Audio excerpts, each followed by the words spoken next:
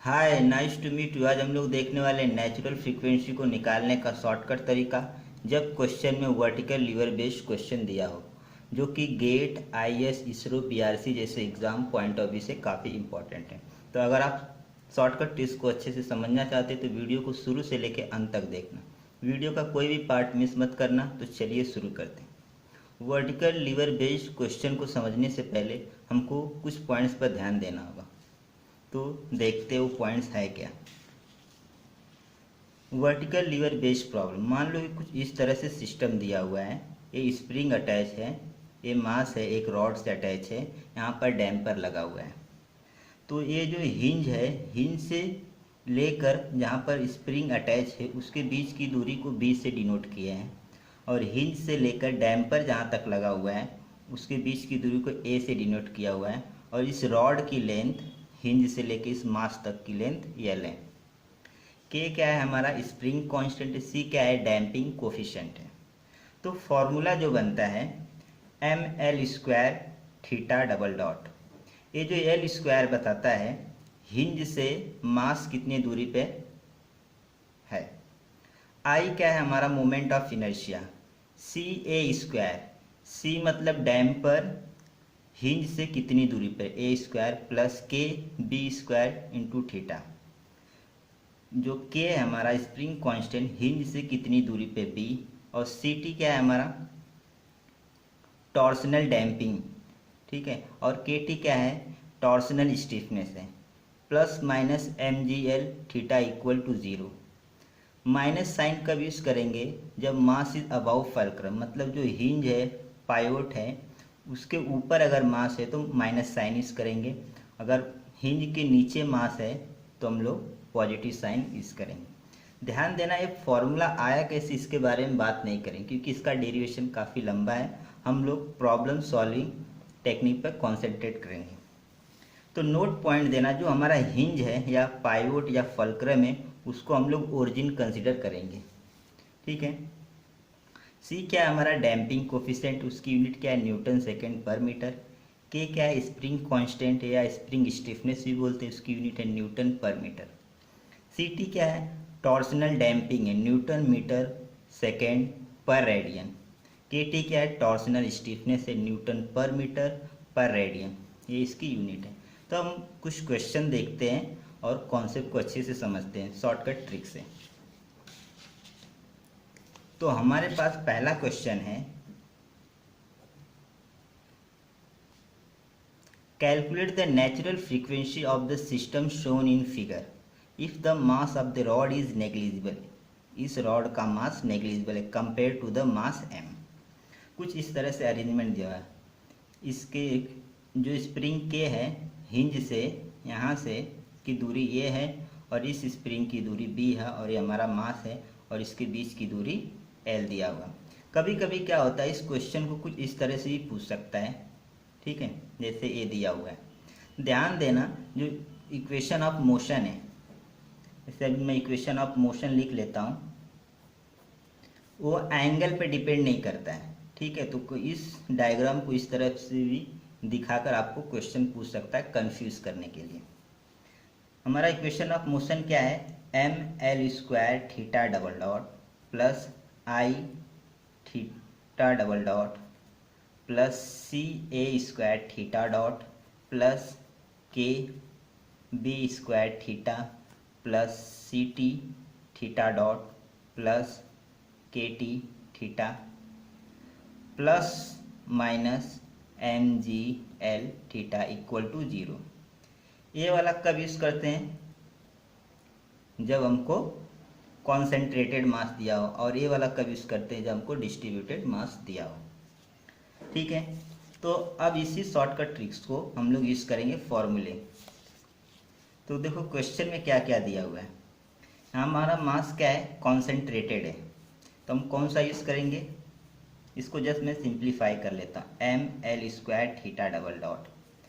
ये वाला कब यूज़ करते हैं, डिस्ट्रीब्यूटेड मास के लिए, तो ये वाला नहीं लिखूँगा, ठीक है। इसमें डैम्पर लगा हुआ कहीं पर भी नहीं लगा हुआ, तो ये वाला भी नहीं लिखूँगा। के है तो k B square theta.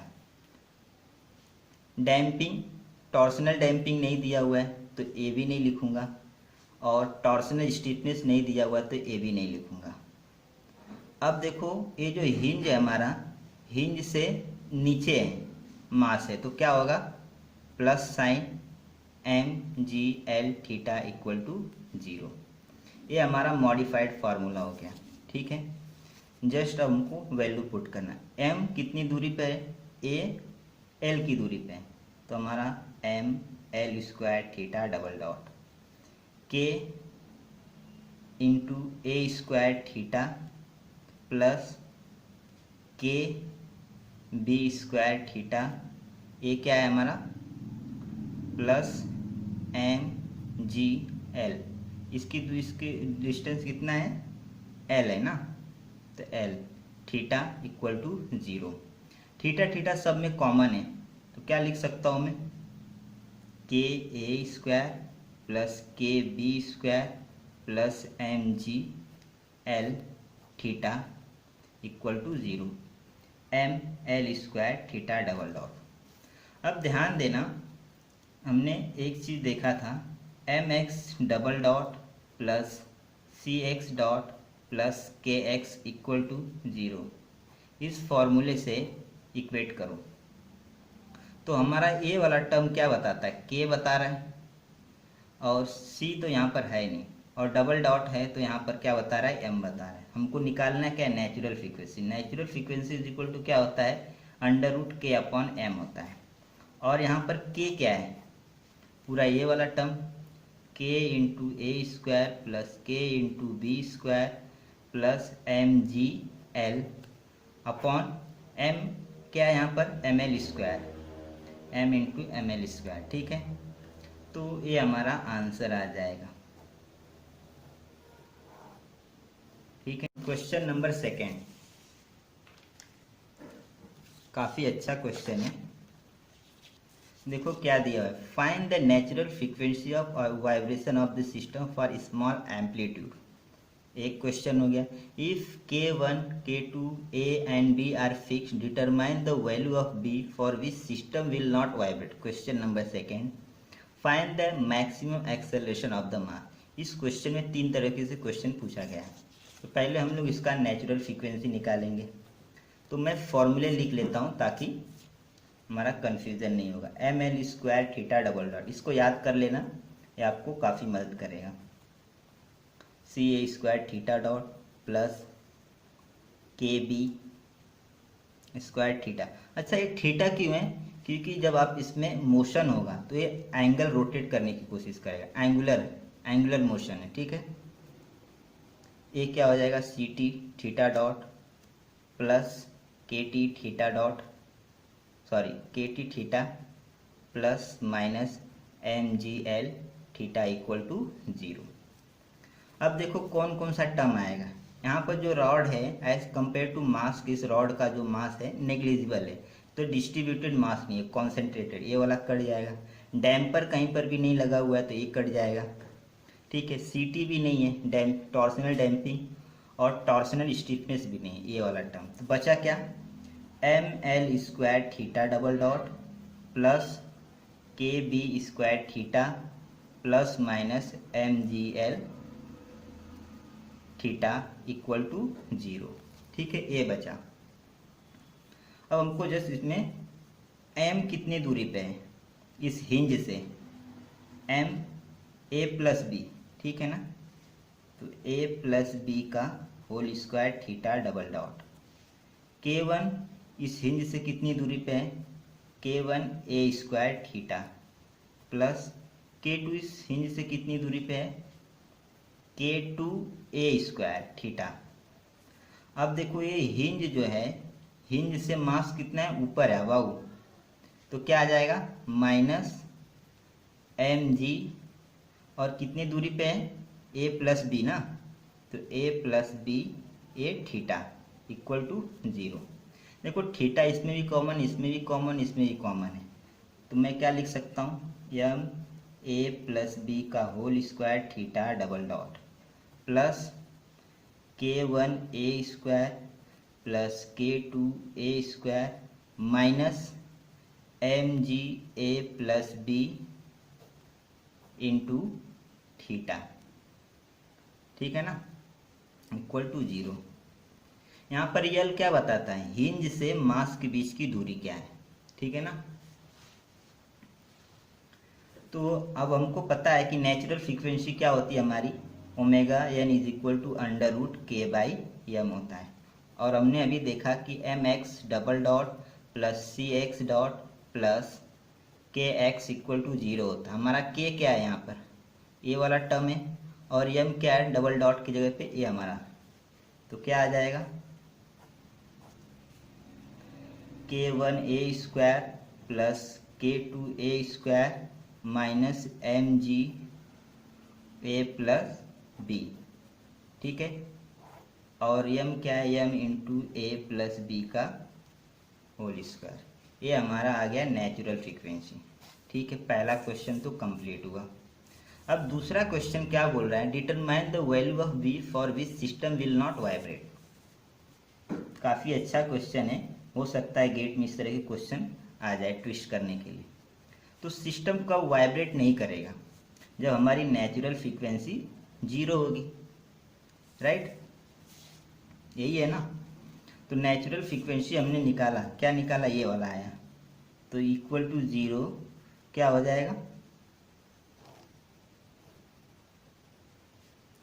Under root k one ए स्क्वायर प्लस के टू ए स्क्वायर माइनस एम जी ए plus B upon M into ए प्लस बी का होल स्क्वायर, राइट। तो जस्ट इसको क्या कर लेते हैं,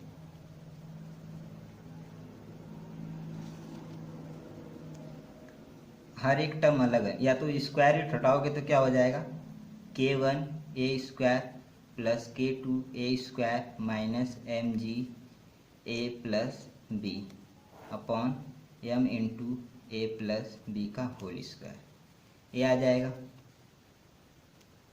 अब इसको क्या सकते हैं, A one A square upon M into A plus B का होल स्क्वायर प्लस के टू ए स्क्वायर अपॉन एम इंटू ए प्लस बी का whole square minus M G ए प्लस बी का एम ए प्लस बी का whole square, right, a equal to 0। इसको इस side लेके जाऊंगा तो क्या हो जाएगा, M G A plus B upon m a plus B का होल स्क्वायर।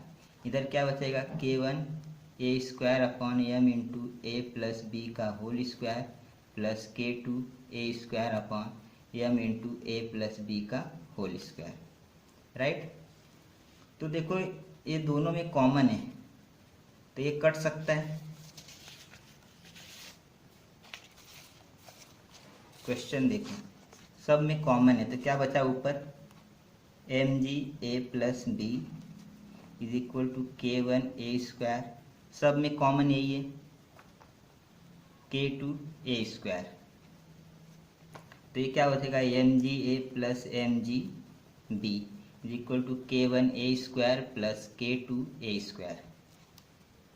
तो हमको बी निकालना है, तो क्या हो जाएगा, M G B is equal to के वन ए स्क्वायर प्लस के two A square minus M G A. तो बी इज इक्वल टू क्या हो जाएगा, के वन ए स्क्वायर प्लस के टू ए स्क्वायर माइनस एम जी ए अपॉन एम जी, ये हमारा आंसर आ जाएगा, ठीक है। तो एक क्वेश्चन और था उसमें कि मैक्सिमम एक्सेलरेशन क्या होगा, ठीक है। तो मैक्सिमम एक्सेलरेशन क्या होता है, एक्सेलरेशन इज इक्वल टू क्या होता है, minus omega square into amplitude. तो माइनस ये क्या हमारा नेचुरल फ्रीक्वेंसी होता है, तो ये एम्पलीट्यूड क्या है, मतलब कितना डिस्टेंस इसने ट्रेवल किया, इस पॉइंट से इस पॉइंट तक कितना, मान लो कि इसने कुछ इस तरह से रोटेट किया, ठीक है, और ये कितना एंगल, मान लो थीटा, तो क्या आ जाएगा, ए की जगह पे ए प्लस बी इंटू थीटा, ठीक है। यहाँ पर हम लोग फ्रीक्वेंसी की वैल्यू रख देंगे तो हमको मैक्सिमम एक्सेलरेशन मिल जाएगा। तो आई होप आपको वीडियो समझ में आया, वीडियो पसंद आया तो लाइक शेयर कमेंट जरूर करना। आज के लिए बस इतना ही, मिलते हैं नेक्स्ट वीडियो में, थैंक यू।